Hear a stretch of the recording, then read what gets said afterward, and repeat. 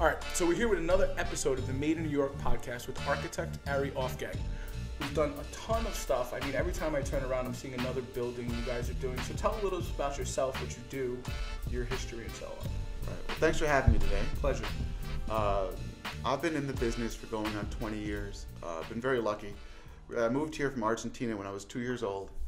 And I grew up out here, right? We're in the suburbs of New York City. We're in Suffolk, New York, in Rockland County. I grew up in the area, and I always wanted to be an architect. My mom tells me I decided when I was 7. Mm-hmm. What I remember is 7's old enough to remember. Right. I remember my mother telling me when I was 7 that I was going to be an architect. So a little bit of a difference in how we remember the story. Right. Regardless, I went to RPI when I was a sophomore at RPI. That's up in Troy, New York.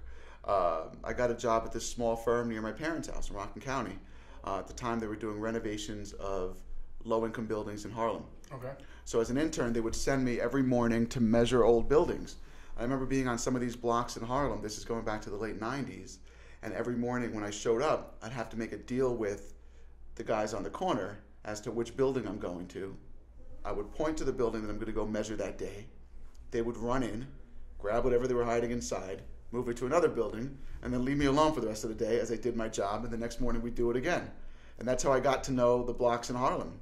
Harlem's changed a lot since then. Definitely. But then also I cut my teeth doing community board meetings in some of the outer borough neighborhoods, understanding what it is people want in housing, and really learning about how important it is to transition someone who's coming from subgrade housing or substandard housing to new housing, what's important to them. So when it came time for me to really grow up and start my professional career, I went back to that firm where I'd interned, became a project manager, stayed there for years, and then in 2009 I bought the firm and then renamed it Aufgang Architects. So we've been doing this for going on 10 years as Aufgang Architects, and we design affordable and luxury housing and hotels all over the city.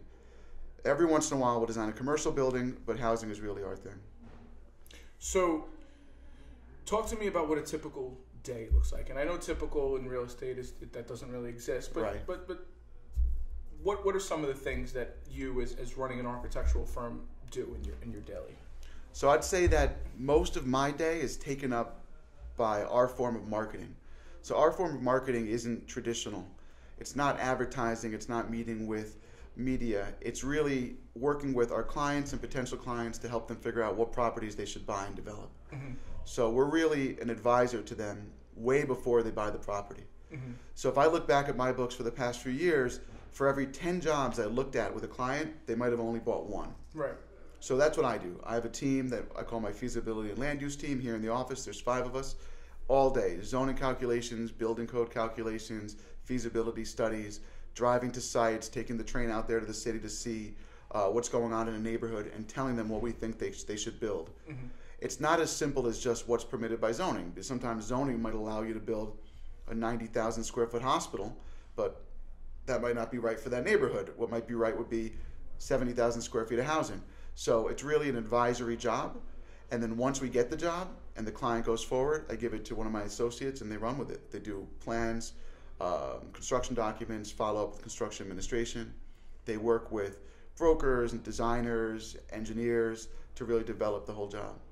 So are you seeing, obviously in playing that advisory role, are you seeing some of these companies, or because they're mid-range companies, aren't necessarily bringing these services in-house, rather they're contracting out to you? Or like, do you see some of the bigger developers having a subdivision that does what you do? They almost all of our clients have a development arm, and they'll have a couple of analysts mm-hmm. and people working directly with listing agents and sellers. But we're always part of that equation. Mm-hmm. So we'll sit with them and we'll say, well, this guy is asking for X amount of dollars per square foot. What can we do to bring that down? Mm-hmm. And the way to bring it down in New York, since there isn't much by way of negotiation, it's to bring the square footage up. Mm-hmm. So what can we do? We can have zoning deductions. We can make the building more efficient. Maybe there's air rights next door. How do we fit the air rights? So it's really in conjunction with the developer's office. Cool. I'm sorry, I just caught a blank. This is why it's good to not do less live. So how many buildings have you done in the last year, 5 years, 10 years? We design an average of 20 buildings a year. which means that we could have in construction up to 60 or 70, because construction could take 2 to 3 years. And that's really how I develop my business plan. It's around 20 buildings. Some years go over, some years are under. We also have other avenues, not just developers. We do a lot of work with not-for-profits, developing supportive housing around the city. So that could be for special needs populations, people living with disease, addicts, single women with families that have had issues that need a place to live. So we do a lot of that sort of housing also. So that's through the city, though, more than... It's all private developers. So we have a private, not-for-profit developer that works with the city to get subsidy. So far, we haven't done any work directly for the city of New York itself. We work with developers who then, in turn, get financing through the city or the state. Got it. So when you're doing these projects, right, what are some of the... Or you're in that advisory role, right? And you said 10% essentially are what ends up getting bought and developed. Right. What are some of the roadblocks you see, whereas the ones that don't get bought versus the ones that do? I think a lot of the roadblocks come from the negotiations on the purchase, right? There could be title issues. So we've gone down the road in a schematic, and it turns out there's an easement to some sort of a railroad that doesn't exist anymore, or utility easement, and it just adds too much risk to the buyer, and they jump out of the deal. They don't go forward. Other issues can be just the marketability. Sometimes we'll look at a property, and then we'll bring a development marketing company or a broker in, and they won't agree with my client's estimates for the rents, so they won't go forward with the project. But the overwhelming majority are really just title issues and purchase issues. So in going to the purchase side and essentially something that's overpriced, have you witnessed, going out to help analyze something at one point and then that same property coming back later and it actually selling at that point, because obviously the market is shifting that submarket? That happens all the time. Okay. I get my own studies back from people that I don't even know every day. It could be from brokers. It could be from one of my clients telling me. It happened last week, actually. I have a job that we rezoned that we were moving forward on plans. And I had another client call me and say, I'm holding your plans for, and it turned out that it was being sold for some reason, and it landed with one of my other clients and came back to me. Jobs that we do calculations for that I'll send to a client, they'll send to their broker. The broker then shops it around, and we make sure they always leave our name on there. It's important. And then we'll get called by someone else who wants to buy it. Right. So that's just how New York is. As big of a market as it is, housing is actually not such a big world. There's a handful of us that really do this, and I think we always see each other's work. Right. Same thing with the brokerage community. After a certain amount of time, there's only so many brokers that are 6, 8, 10, 12 years in. Right. So what has surprised you most about what's gone on in New York and like this upswing for the last decade? That's a good question. I don't take that much time to reflect on that sort of stuff. Or is there a neighborhood, for example, that like today you're doing a bunch of business in that if you had a conversation with yourself 10 years ago, you would be like shocked that you are. So we had a condo deal on Lafayette Avenue in Bed-Stuy. It was a subdivision off of a church's property. Okay. And when I first designed that project, I don't know who would have bought a condo in that neighborhood. And the builder ran into some problems, and it took him 5 or 6 years to finish the building with a break in the middle. And by the time he actually finished the building, it was just one of the hottest buildings in the neighborhood because the neighborhood changed. Right. I don't know if I would say it surprised me. I think that New York has always had the ability to bounce back from recessions so quickly. Right. We talked about this a little bit before we started about how it's a world market. Right. You're not competing for people who would also move to Philly or who would also move to even Chicago.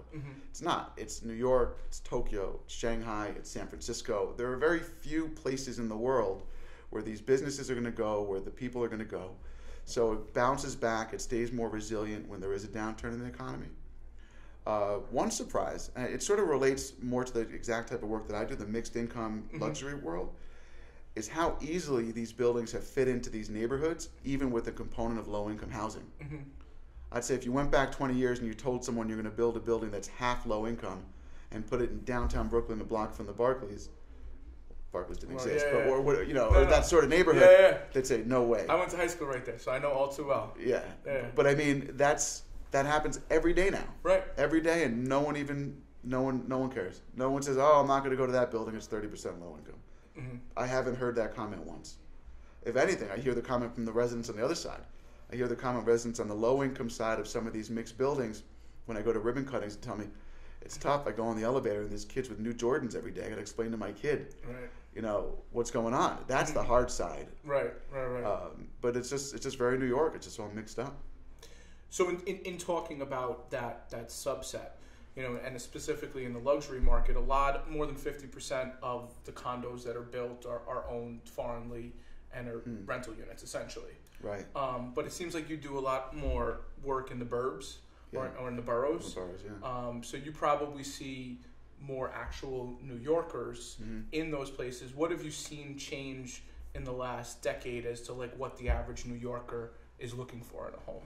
We see a lot of people who really don't use the apartment the way that we intend them to, right? Okay. So for a long time, I pushed back on this idea of making kitchens smaller, making everything smaller. Everyone's out all the time anyway, people would tell me.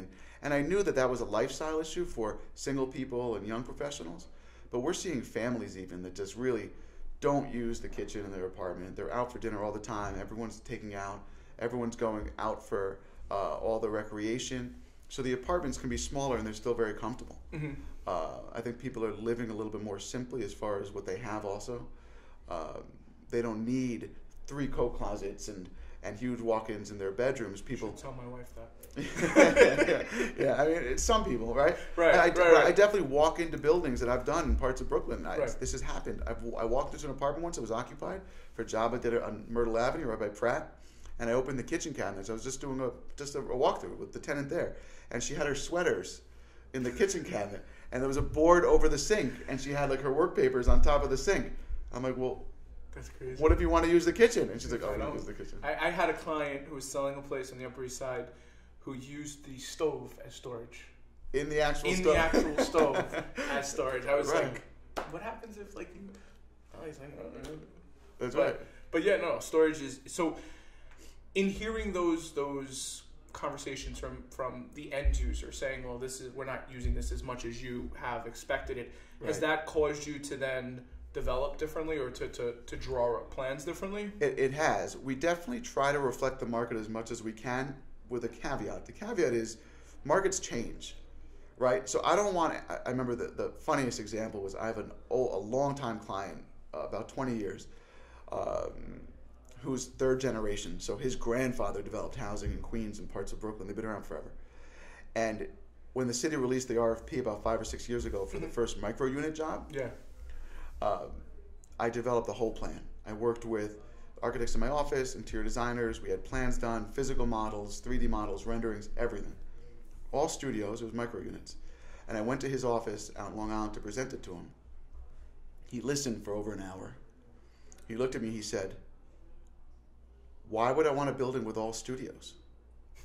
And I said, "I'm not going to say his name, but I said, that's the whole thing. Right. That's the whole point of the whole thing. Is that the building is it's micro units. Right. These are small units. People don't spend a lot of time. It's singles who don't have a lot of money, and they're tiny little apartments." He goes, "I'm not building a building with all studios because the economy isn't always so hot." He said, "When that economy turns around and you're stuck with a building with all studios, you're going to be kicking yourself."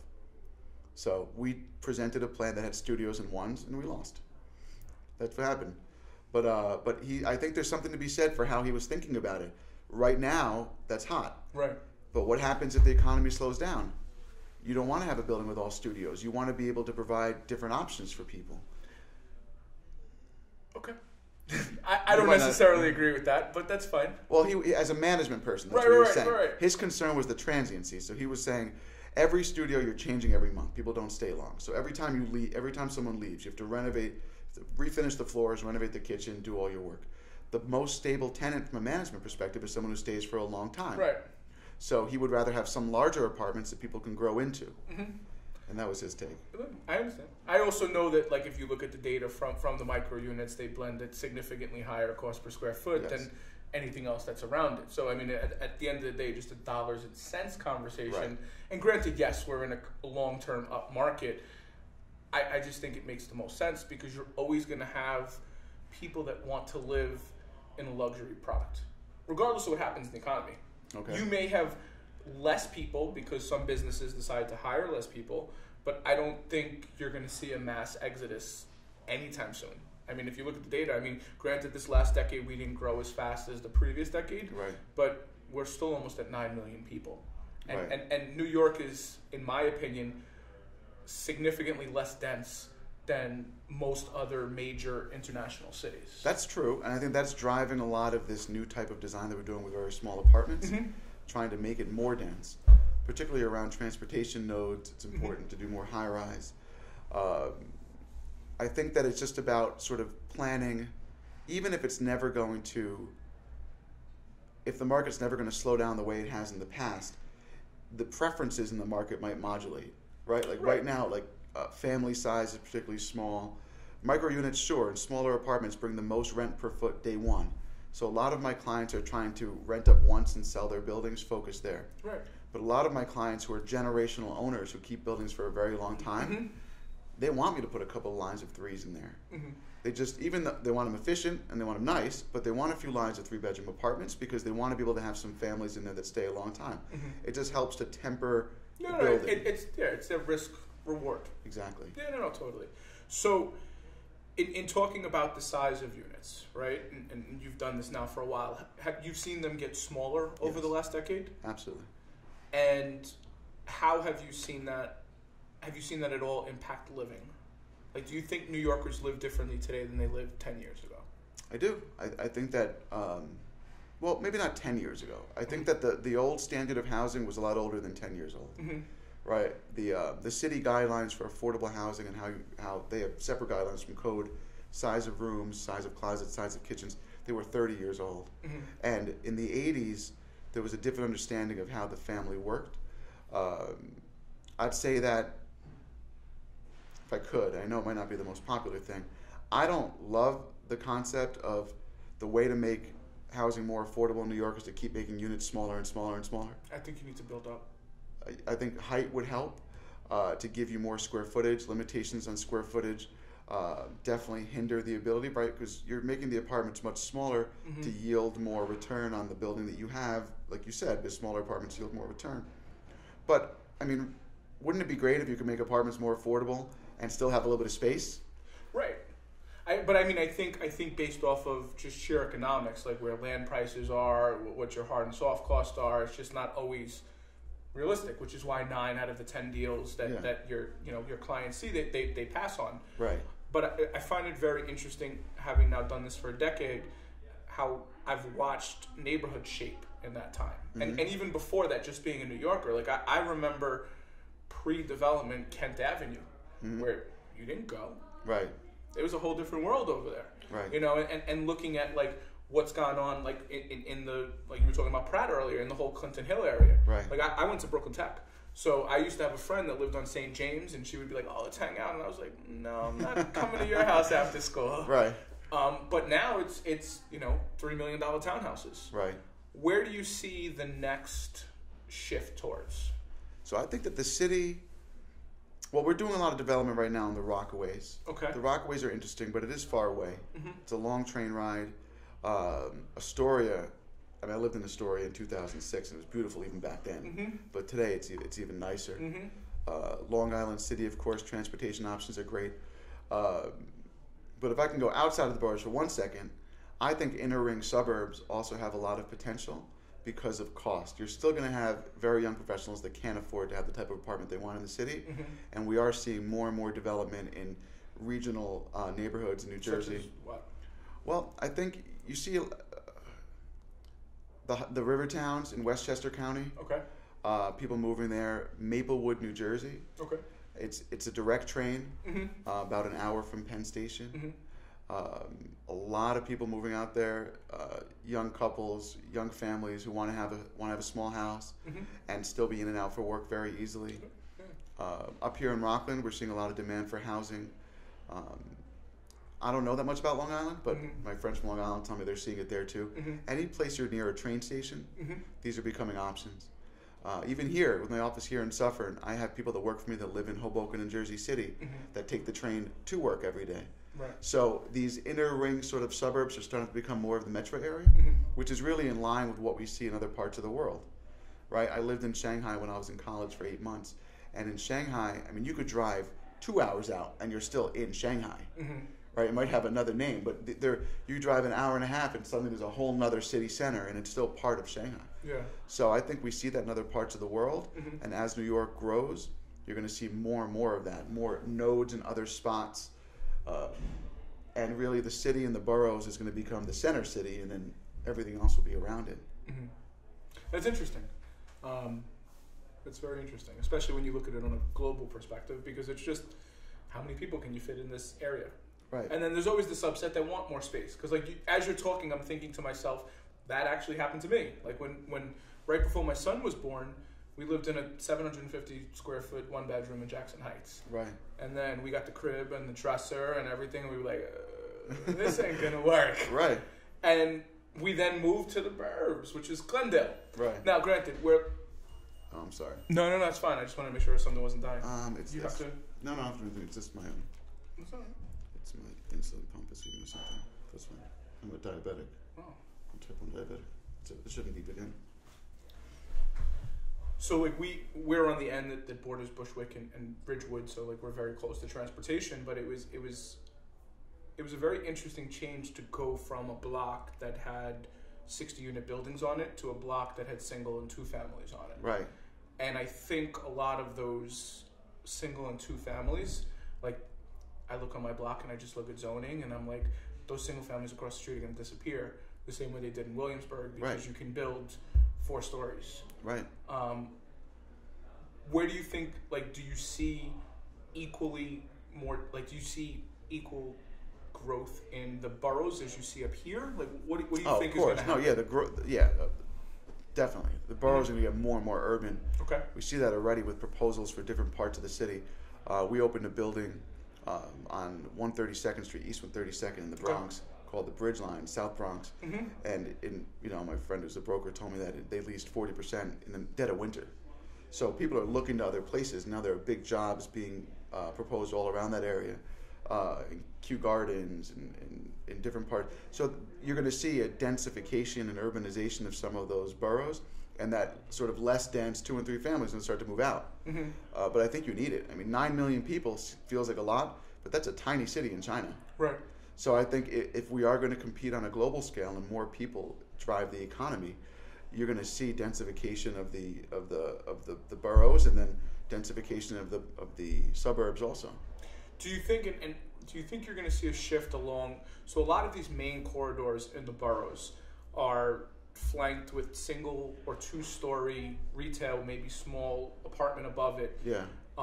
Because ultimately that's zoning is capped, or it's not cost effective to build much higher. Right. Do you think you're going to start seeing change there, along the Queens Boulevards of the world, like you've seen on 4th Avenue in Brooklyn?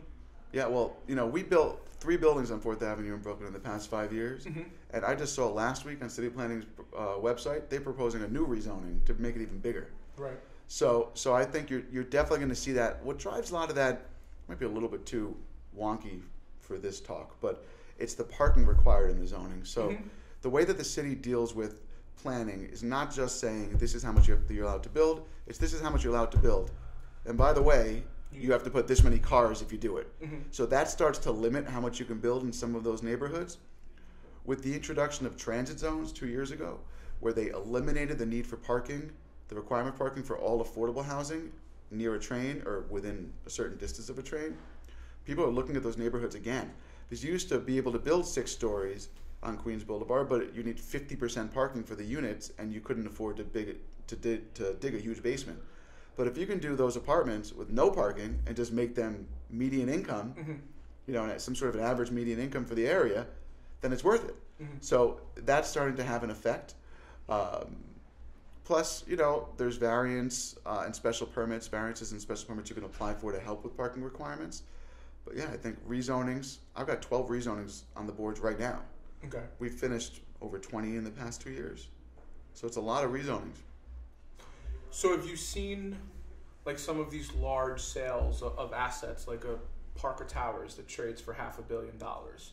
How have you seen that impact like the surrounding market, and then obviously developers' interest in it from like, do you see that big sale trigger other inquiries from your clients? Well, I think the biggest example recently is Amazon, right? There was sort of just a rumor of Amazon moving in, and then the rumor before the deal already started to push momentum. Then there was the deal, and then the deal went away. But the market's sort of starting to come back already, right? So I think you do see impact from big purchases and big tenants moving in. But really, in my opinion, it's just about transportation. It's about transportation. So where do I work? How much subway time can I tolerate every day? And what is that equation? That's what I see really being. I couldn't agree with you more. And what I found very interesting is that time has grown since I've been in this business. Like that line that, used to be 15 minutes to Manhattan, became 30 minutes to Manhattan, became 45 minutes. Now, 45 minutes to Manhattan, there's a ton of neighborhoods that fall into that realm. Absolutely. And some of them are starting to see it. Some haven't seen it at all. Like I think you're going to see a huge push in the near future in the Regal Park and Forest Hills areas, because you have tons of air along Queens Boulevard, along other Yellowstone corridors. Boulevard. Right. And a lot of it is older 6-story rental, which I think at the end of the day, you're eventually going to turn into, especially if it's large enough. 15 stories, 20 stories. Right. Because you need a place to put people. Right. But I think also, once you're at that 45-minute point, we're doing a job, like I'm pointing, you can see it, but this job here on Locust Avenue, that's in Mount Vernon. That's 35 minutes from Grand Central. Really? Yeah. 35 minutes. Shocking. Yeah. The Fleetwood train station on Metro North. 35 minutes. And to Grand Central, and that's a padded train seat with a seat every morning. Right. That's different than interesting. than hoofing into the subway or the path. No, you're right. So that's what I mean by this inner ring thing. I have a sister who just moved to Eastchester. She's 40 minutes from Grand Central and a 2-minute walk to the train. So once you start tolerating 45 minutes to an hour, it starts to make sense to be places besides for further out Queens and Brooklyn. Particularly because of the transportation options and lifestyle. If you want to have a car, I know not a lot of people do, but if you do, if my sister was her dog, her and her husband have a huge dog. So then they started looking for an apartment. Nobody wants a huge dog in their building, so then they're moving to Eastchester. Right. So there are a lot of different options, but definitely I think those corridors. We have a big project in Yellowstone Boulevard and Queens Boulevard at the triangle. Yeah, the Slate building. Yeah. That used to be the supermarket. It was Key Food. Yeah. Right. So we have a big job out there. We're seeing a lot more deals like that too, where an owner operator of a business, instead of just selling his property, will partner with the developer, and together they'll develop a project. I'd like to talk to you about that offline because I have an idea. Okay. But that's a separate conversation. We're seeing a lot of that. We just opened a building in Astoria where the owner of the property was a C-Town, and he partnered with the developer on Broadway, 2910. Yeah. So partnered with the developer there, and then moved the supermarket back in. Now it's a food emporium. I think they should be opening any day. The building's open. The supermarket isn't open yet. That location though is amazing. I love that location. Yeah, but you know what? When that first came to my desk, my friends who worked in Brooklyn said, "Oh, that's not great." And I'm like, "What are you talking about? You're a block and a half from the train. So you're 15 minutes from Midtown at most, right? If the train's running well, it's 7. Right. So, and you're 1 block off, so at least you're not looking at the train 5 feet from your window. Right. I thought it was a perfect location. Right. Amazing. But and the feel in Astoria is significantly different than like the feel in Long Island City. Absolutely. Long Island City feels like Miami Junior. Yeah. It does feel a little bit constructed, a little bit. Yeah, and there's not as much infrastructure. Which has surprised the hell out of me. Yeah. That with all this development, that there hasn't been much infrastructure built in and around those buildings. Right, amenities. There's not a lot around. That's why the buildings are so over amenitized. There's no other place really to go yet. But you're right. Miami Junior is a good analogy. Also, or parts of Jersey City, the waterfront in Newport.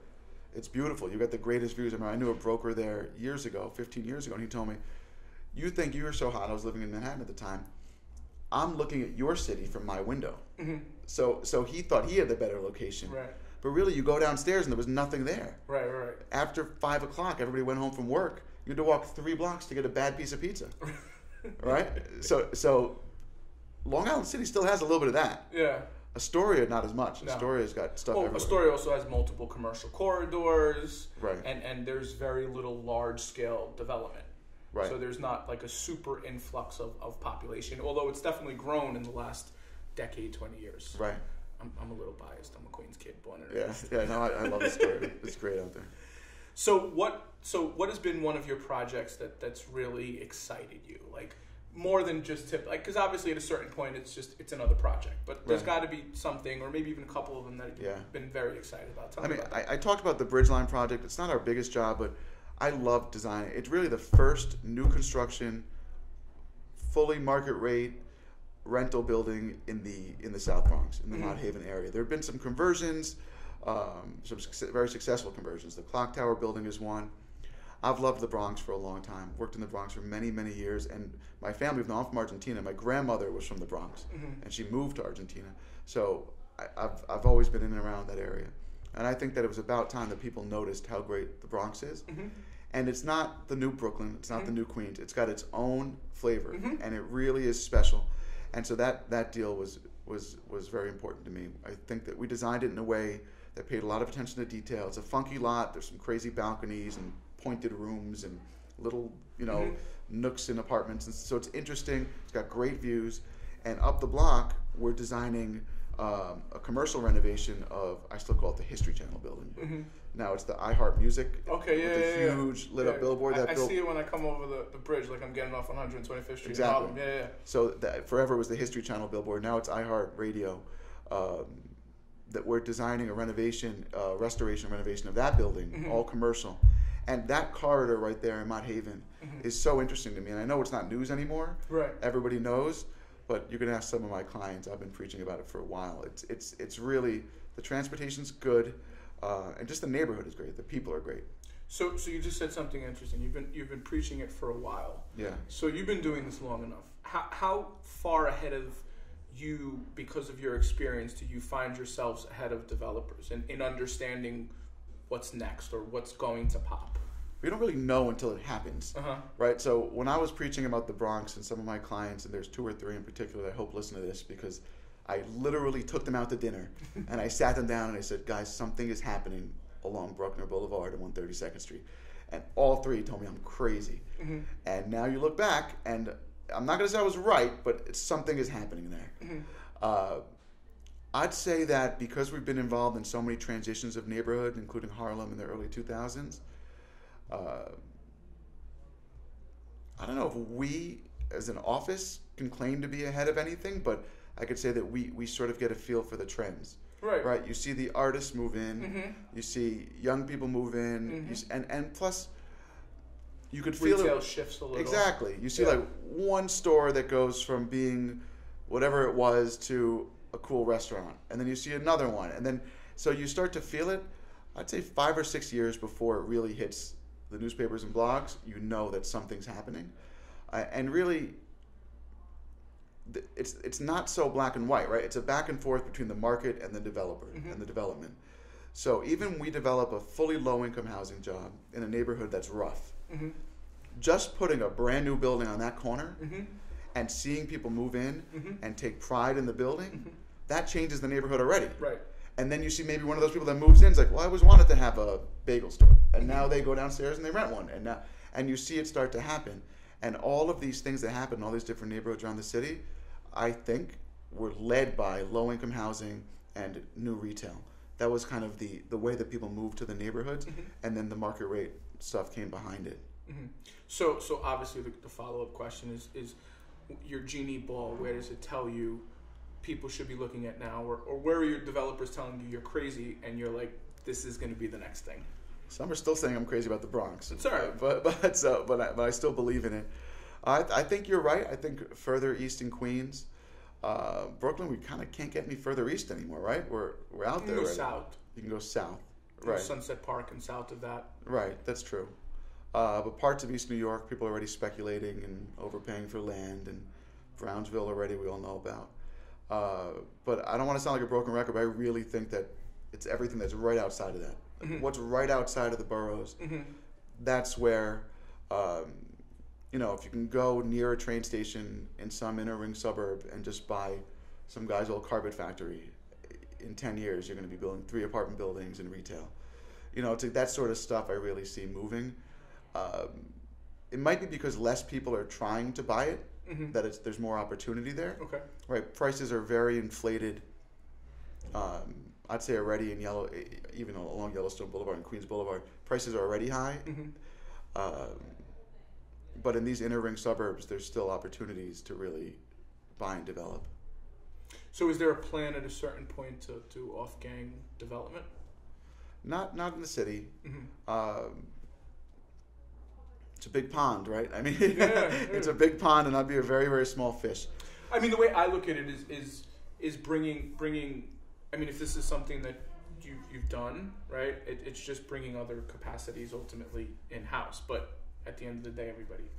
Look, I think that all of us in the service industry know about our industry in some cases better than some of our clients. It just happens. Right. But I'm happy with what I do. I own my own office building. I told you about that. I own this building here. That was a development that I did and built. And we play around with ideas, but really, I like what I do. Right. I like designing buildings. It's what I know how to do. I don't want to go so far off script and start with a startup. Yeah. I get it.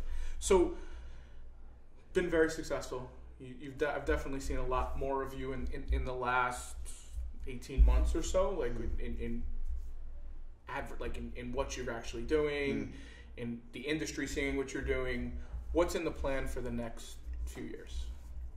What you can share, I think really what you mean project wise? No. Like what's the goal? Like obviously you're continuing to do this, but there's got to be like not necessarily a bigger picture, but there's got to be a longer term. No, I think that they always have to have a bigger picture as an entrepreneur. Like you have to always think about what you're going to do. Short term pays the bills. Right. Long term builds your career. So I always think about long term all the time, and I really do think of our firm transitioning, continue to do what we're doing, but also putting more resources into that advisory role.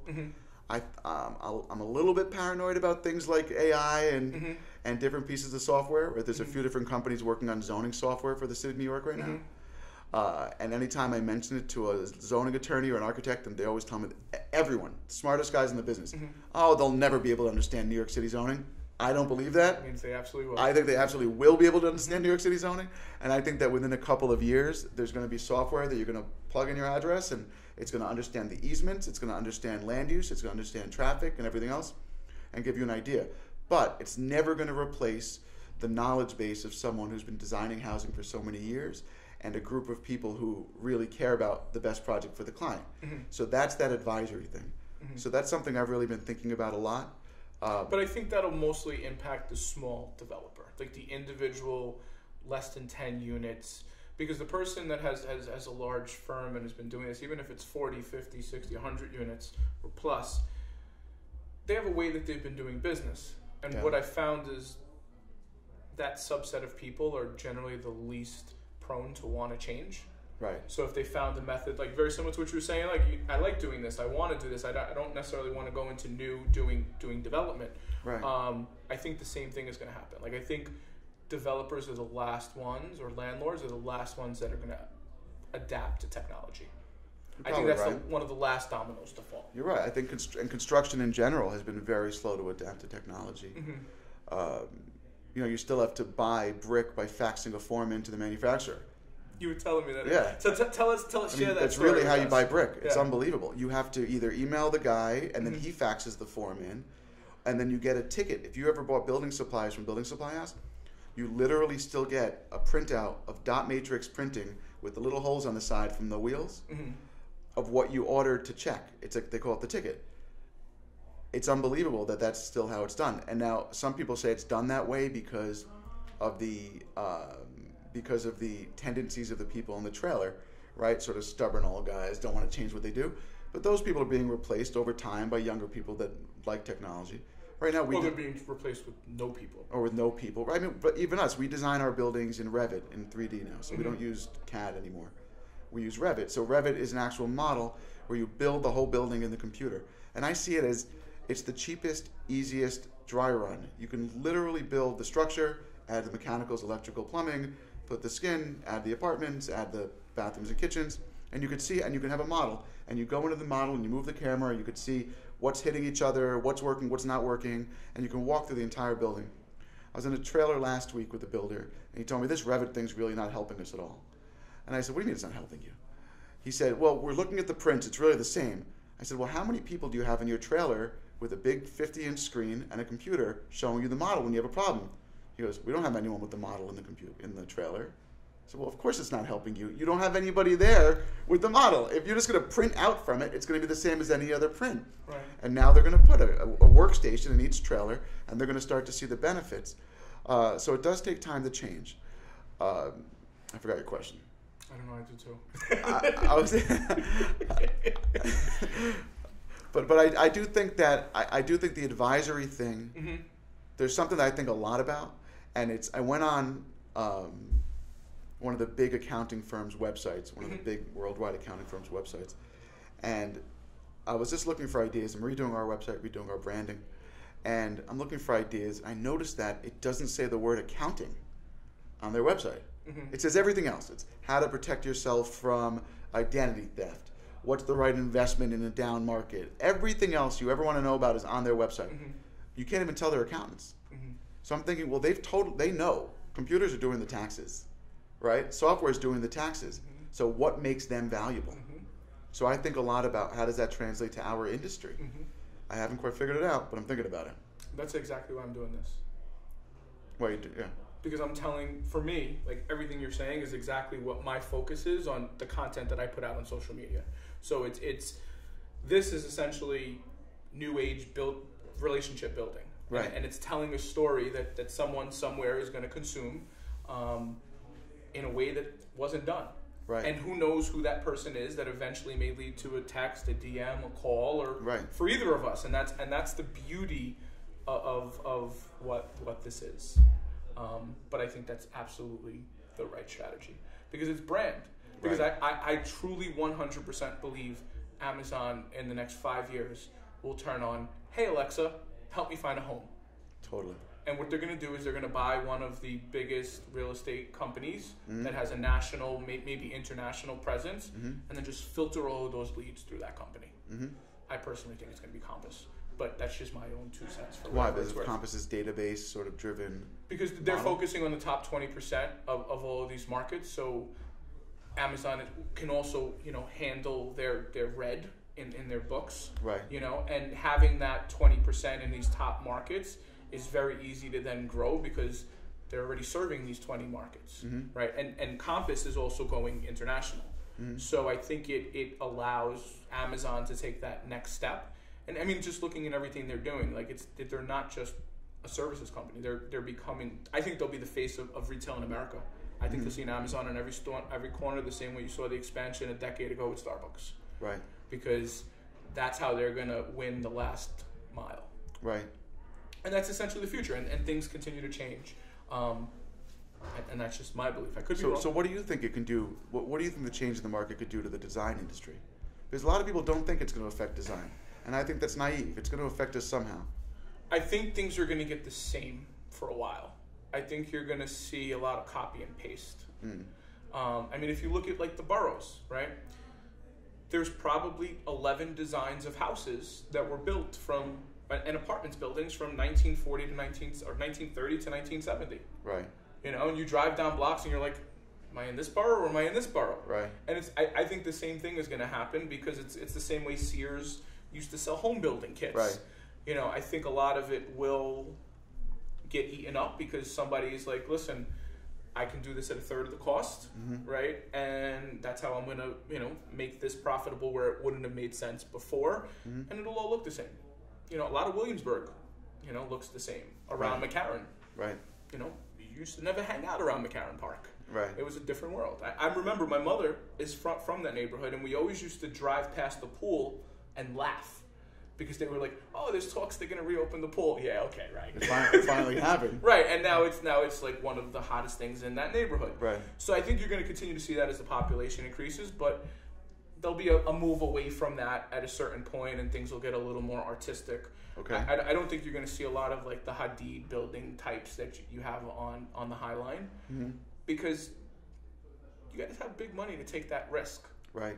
And it seems like there's a lot safer bets that developers are making, especially as well we're going into what is perceived as going to be ultimately a downturn in the near future. Right. So I think the market's going to shift, but it always shifts. Right. It's just, do you ride the wave, or do you continue to fight the wave and say, no, the ocean's going to stop moving? That's right. I mean, I'm not in that belief. I think technology takes over everything. Yeah. Me too. Yeah. It's scary a little bit, right? I'm not scared. I'm not scared at all, because like you said, I think people always want that human connection. And right. I think they'll always strive. There's always a subsegment that'll strive for that. Mm-hmm. And those that have built a brand will still be able to be pertinent and important when Amazon controls 50-60% of the market. Mm. Because there's always going to be people that want that hand-holding. There's right. going to be people that don't. And that's what Amazon's going to eat up. Right. Because so much of the rental process is automated. Yeah. Like, you don't need a broker. Right. I have a friend who's the CTO for a huge bank, not a New York bank, out of the Midwest. And they were planning an expansion of branches. And I was with him. He was at my house one night. He's a neighbor, actually, on my street. We're just drinking scotch. And he's opening up about how they've got this whole new plan. They believe that humans still need a connection. We're inherently social people. Mm-hmm. And they have this whole plan for opening these new branches where, sure, there's ATMs and tellers, but they're on the side. And the rest is like a social mm-hmm. sort of hall mm-hmm. where you can go in, you can rent this. And he tells me the whole plan. And a month later, we did it again. He was at my house again. We're drinking scotch again. And he tells me, they decided to cancel the whole thing. They don't believe it anymore.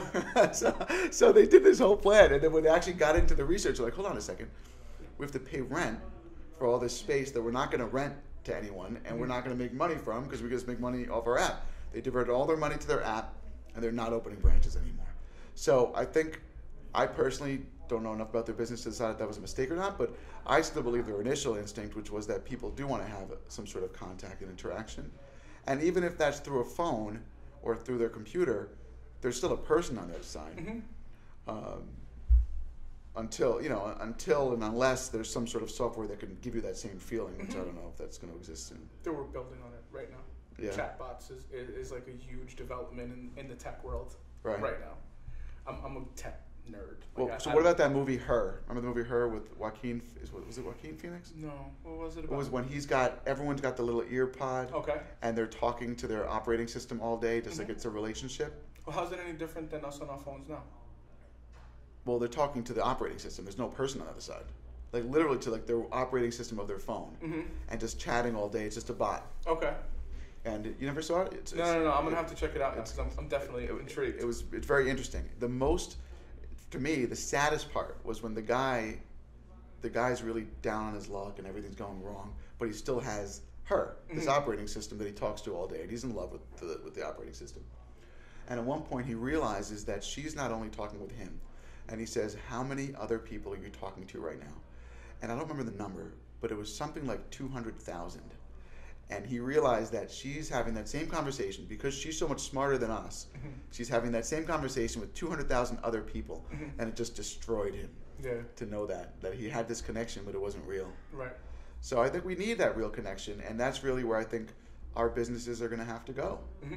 I think those that move with that and continue to foster their relationships win, 100%. Yeah. Because, I mean, you're also talking the commoditization of business, and at certain price points, you just don't see that. At least not yet. I'm not saying it won't happen, right? But it's not likely that someone that runs a new development division is going to be like, all right, Ari, we're not fucking with you anymore. We're going to go talk to this piece of software, right? At least in the short term. Not in the short term. Yeah, and in the big picture, those clients that you've built, like this is how I look at my business. Right. If you nurture them properly, they're your clients for life. Right. So that's certainly been my experience, and I'm sure it's similar in your business, that an existing client that you could nurture and repeat business with is the best client. Mm-hmm. Right? You know how the other person dances. Right. So to speak. You know their tastes. And there's a developer for every architect and vice versa. Right. That also means there's a lot of developers that I can't work with and a lot of, developers who don't want to work with me. So once you have those people that you're good with, you have to make sure you keep them. And then you try to get other people, but that's secondary. Right. No, of course. So before you leave us, is there anything you want to share about Aufgang or that we haven't touched on? You know, I think that if there's one thing I really want to convey to people is that there really are firms out there that still really care about what they're doing, right? New York, it can be cutthroat at times. People are just always rushing, trying to squeeze the last dollar out of everything, but we really do care about the success of the project. And that's what keeps us up at night, and that's what wakes us up every morning, is what can we do to make the job better? And as corny as it sounds, it's true. And if you talk to any of the 45 people I have downstairs, they'll tell you the same thing. It's not just about economizing for our benefit, shrinking time, you know, generating plans more quickly. It's about what's going to make the project great, because a great project is the best referral. Right. That's really what's made us successful in the past, and what we're going to try to keep doing going forward. Well, listen, thank you so much. I could probably sit here and talk to you for another 3 hours, but this is amazing. And listen, I think you're definitely on the right path. Thank you. And just, I believe those that get it at this level win, and going to continue to win as things continue to change. So Thank you very much. best of luck. Thank you. Thank you.